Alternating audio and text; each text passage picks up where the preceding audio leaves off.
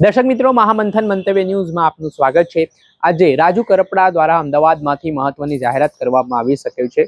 11:30 વાગે તેમની અમદાવાદના બોડકદેવ ખાતે એક મહત્વપૂર્ણ પત્રકાર પરિષદ છે। આ પત્રકાર પરિષદ દરમિયાન તેઓ ખેડૂતોને લડાઈને લઈને કે પછી તેઓ કઈ રાજકીય પાર્ટી સાથે પોતાની ભવિષ્યની કારકિર્દી જોડવા જઈ રહ્યા છે તેને લઈને મહત્વનો જે નિર્ણય છે તે કરી શકે છે, મોટું એલાન છે તે કરી શકે છે। જણાવી દી કે થોડાક સમય પહેલા રાજુ કરપડા દ્વારા આમ આદમી પાર્ટી સાથે છેડો ફાડવામાં આવ્યો હતો। રાજુ કરપડા એક ઉભરતા ખેડૂત નેતા હતા। સૌરાષ્ટ્રમાં ખાસ કરીને સુરેન્દ્રનગર જે તેમનું હોમ ટાઉન માનવામાં આવે છે તેમાં તેમણે જે લડતો ખેડૂતો માટે ચલાવી છે તો ખેડૂતો માટે તેઓ હીરો તરીકે પણ ઉભરી આવ્યા હતા। પરંતુ થોડાક સમય પહેલા બોટાદના હળદળમાં જે ઘટના બની તેમાં રાજુ કરપડા, પ્રવીણ રામ સહિત કેટલાક નેતાઓને 108 દિવસ સુધી જેલમાં રહેવું પડ્યું। તેના લીધે રાજુ કરપડા છે તે આમ આદમી પાર્ટીથી નારાજ ચાલતા હોય જેલમાંથી છૂટ્યા બાદ તેવી ચર્ચાઓ પણ વેગવાન બની હતી। ત્યારબાદ આ મામલે થોડાક દિવસ વીત્યા પછી રાજુ કરપડાએ રાજીનામું ધરી દીધું અને તેમણે કેટલીક નારાજગી દર્શાવી। આક્ષેપ પ્રતિ આક્ષેપનો દોર પણ જોવા મળ્યો ને આ વચ્ચે હવે રાજુ કરપડા કઈ પાર્ટીમાં જોડાવાના છે તેને લઈને પણ છેલ્લા ઘણા સમયથી ગુજરાતના રાજકારણમાં અનેક ચર્ચાઓ ચાલી રહી હતી। એમાં એવું કહેવાય રહ્યું છે કે ભાજપના નેતાઓએ પણ રાજુ કરપડાનો સંપર્ક કર્યો।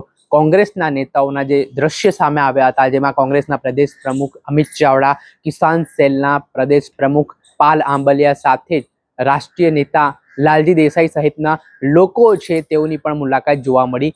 જો કે આ વખતો વખત છે તે રાજુ કરપડા દ્વારા કહેવામાં આવ્યું છે કે જ્યાં ખેડૂતો નક્કી કરશે, જ્યાં ખેડૂતો તેમને કહેશે ત્યાં તેઓ પાર્ટીમાં જોડાવાના છે। થોડાક સમય પહેલા સુરેન્દ્રનગર ખાતે તેમણે ખેડૂતોનું મહાસંમેલન યોજ્યું હતું જેમાં ખેડૂતો સાથે પણ તેમણે સંવાદ કર્યો હતો અને કહ્યું હતું કે કઈ પાર્ટીમાં જોડાવું છે અને ખેડૂતોએ પણ તેમને એવું આશ્વાસન આપ્યું કે રાજુભાઈ જે પાર્ટીમાં જોડાશે તે પાર્ટીમાં અમે તેમની સાથે છીએ। એટલે હવે તેમનો રસ્તો સ્પષ્ટ થઈ ગયો છે અને આગામી દિવસોમાં જે તેમણે કીધું કે હું રાજકારણમાં જોડાવાનો છું પણ તેમણે ફોડ પાડ્યો નહોતો કે તે કઈ રાજકીય પાર્ટી સાથે જોડાવાના છે।